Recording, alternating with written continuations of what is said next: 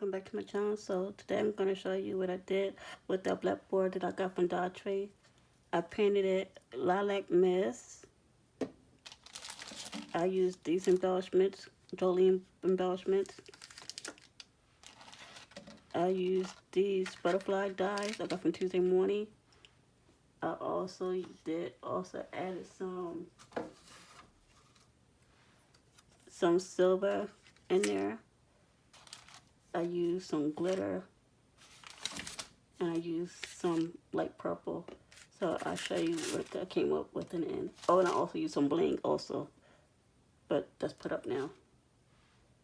So this is what I came up with in the end. It's so cute. I really like it. I can't really believe it. Oh my God, it's so cute.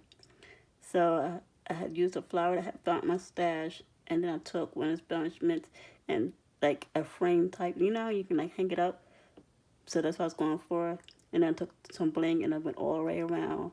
And then here's the butterfly. I did it in 3 layers. So you have the light purple, the silver, and then the glitter. And then I wrote, "Bless this room." It's so cute. Oh my gosh. It really is so cute. Oh my goodness. So I just want to show you what I did with it in the end. Thank you for stopping by. See ya.